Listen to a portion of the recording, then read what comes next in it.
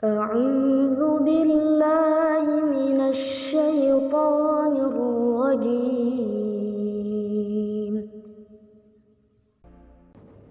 Sungguh saya tegaskan, saya itu Allah. La ilaha illa ana. Tidak ada yang layak dipertuhankan dan disembah. Karena ilah itu mengandung makna dipertuhankan dan disembah sekaligus. Ketika itu menjadi nama bagi Tuhan, maka berubah menjadi Allah. Jelas ya? Makanya kita katakan la ilaha illallah. Tidak ada yang layak dipertuhankan dan disembah kecuali saya, kata Allah. Fa'budni. Maka kalau sudah beriman, buktikan itu dengan menyembah saya. Bagaimana caranya? Teruskan ayatnya. Wa aqimis salata lidzikri. Tunaikan salat sebagai pembuktian untuk mengingatku, menyembah kepada Allah Subhanahu wa taala. Risalah itu terus berlangsung dari sebelum, bahkan Nabi Isa juga demikian. Nabi Isa salat. Yesus Mesias salat. Di Quran surah ke-19 Maryam di ayat ke-33. Wa ja'alani mubarakan aynama kuntu wa awsani bis salah. Allah memberkahi aku di setiap keadaan, di setiap tempat dan waktu, dan mewasiatkan, memberikan pesan kepadaku untuk sholat. Jadi Nabi Isa sholat untuk membuktikan keimanannya, kehambaannya terhadap Allah Subhanahu wa taala. Jadi sholat itu sekaligus selain sebagai pembuktian iman, juga pembuktian sebagai hamba, dan tidak naik status di atas hamba, tetap hamba. Karena itu Rasulullah SAW ketika akan menerima perintah sholat, status kehambaannya disebutkan dengan jelas. Itu di surah ke-17 Al-Isra, di ayat yang pertama itu. Subhanalladzi asra bi'abdihi. Bukan birasulihi, bukan binabiyihi, tapi bi'abdihi. Untuk menegaskan bahwa risalah sholat itu sebagai hadiah terbesar nanti dari proses Isra Mi'raj itu adalah pembuktian dari penghambaan seorang hamba kepada Allah Subhanahu wa taala. Jadi kita bersyukur dalam kehidupan ini bila masih mampu menunaikan sholat. Alhamdulillah. Artinya komitmen keyakinan kita, keberimanan kita kepada Allah Subhanahu wa taala kita telah wujudkan, dan perwujudan pertama kali itu melalui sholat. Sekaligus ibadah sholat yang ditunaikan itu semakin sering ditunaikan, itu mengonfirmasi peningkatan iman. Rumus dalam Al-Quran pertama kali, kalau imannya ingin terus ditingkatkan, maka sholatnya diperbanyak. Sholatnya diperbanyak. Karena itu nanti di Al-Baqarah ayat 3 itu kalimat imannya menggunakan fi'il mudhari dan bentuknya jamak. Alladzina yu'minuna. Alladzina disebutkan 1080 kali dalam Al-Quran. Itu menunjuk makna umum yang luas. Jadi bisa mencakup laki-laki, perempuan, tua, muda, besar, kecil, dan melampaui sekat-sekat sosial. Jadi siapapun. Jadi tawaran untuk beriman itu untuk semua hamba. Itu buktinya rahman Allah. Semua diberi kesempatan untuk beriman. Hanya persoalannya tawaran itu mau diambil atau tidak, itu problemnya. Jadi Allah memberi kesempatan pada setiap hamba itu untuk beriman. Kalau di sini diberikan misalnya snack, ya, misal saja. Lalu setelah kajian diberikan snack. Semua mendapatkan bagiannya. Tapi ada yang tidak mau ngambil. Begitu tidak diambil, sampai depan dia lapar. Saking laparnya kemudian pingsan. Pertanyaannya, yang salah panitianya atau jemaahnya?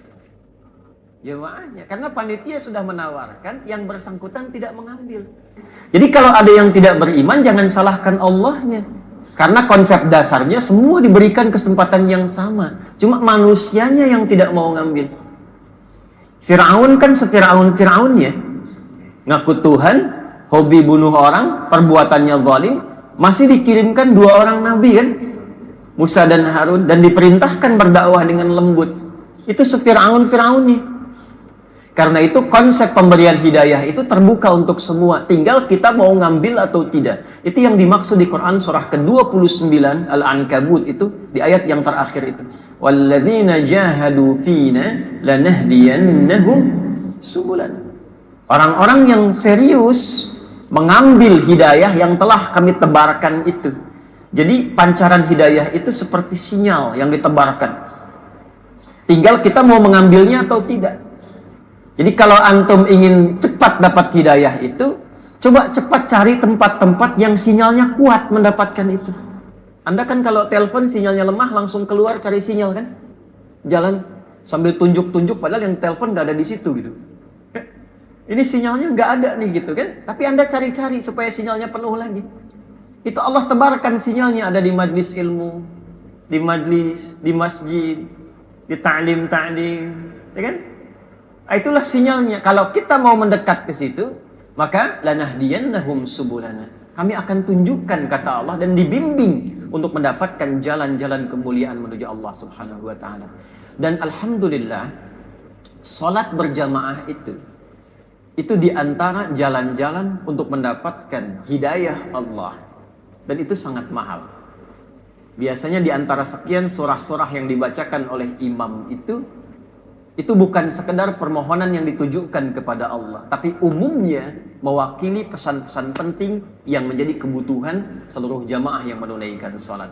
Kadang-kadang unik Pak Ibu. Kita itu para imam kadang menyiapkan surat tertentu untuk dibaca, tapi ketika salat itu bisa berubah. Bisa demikian itu. Ya, tadi dibacakan Quran surah ke-25 Al-Furqan tadi. Tadi itu dari ayat 68 sampai ayat 75. Surah ke-25 ayat 68 sampai dengan 75. Saya singkat saja pesan kuat yang penting di ayat tadi itu. Utamanya di ayat 70 dan 75-nya. Utamanya. Ya, di ayat 70 dan 75-nya. Jadi ini tawaran langsung dari Allah Subhanahu wa taala, tidak ada di antara kita yang sempurna. Idealnya semua menjadi ibadur rahman, hamba-hamba Allah yang penyayang, sikapnya yang lembut, yang baik, yang toleran dalam konteks kebaikan. Tapi kadang ada yang terperosok dalam keburukan. Lisan salah tutur, telinga salah dengar, mata salah tatap, bahkan ada yang melakukan dosa-dosa yang besar. Tapi selalu diberi kesempatan oleh Allah untuk kembali. Maka di ayat 70-nya, illa man taba wa amana wa amila amalan salihah. Maka orang-orang yang mungkin pernah merasa salah itu bisa kembali menjadi soleh, kata Allah. Kalau dia mau kembali taubat. Taubat itu kembali kepada jalan-jalan kebaikan. Jadi bahasa Quran itu indah sekali. Tidak ada memang yang sempurna di antara manusia yang bukan Nabi dan Rasul itu. Ya, tapi kemuliaan manusia itu, hamba yang salah itu terletak kepada keinginan kuatnya untuk selalu berusaha menjadi soleh. Jadi yang dituntut dari kita itu usahanya. Karena itu saya sering berkata, Allah itu sangat mencintai seorang pelaku maksiat yang gemar bertobat dibandingkan dengan orang soleh yang tidak pernah merasa salah. Ya. Jadi kalau kita mau kembali, itu disukai oleh Allah. Taubat dan tinggalkan perbuatan-perbuatan buruk itu. Lalu kuatkan imannya, isi dengan amal soleh. Apa ciri orang yang telah berhasil menjadi soleh itu? Maka diteruskan ayatnya. Ya, Ulaika yubaddilullahu sayyi'atihim hasanat. Ini ciri yang penting Pak Ibu. Orang kalau sudah taubat itu, kata Allah, ciri diterima taubatnya, maka berganti perbuatan salah yang sebelumnya dilakukan dengan perbuatan soleh yang konsisten dikerjakan. Sadaqallahul azim.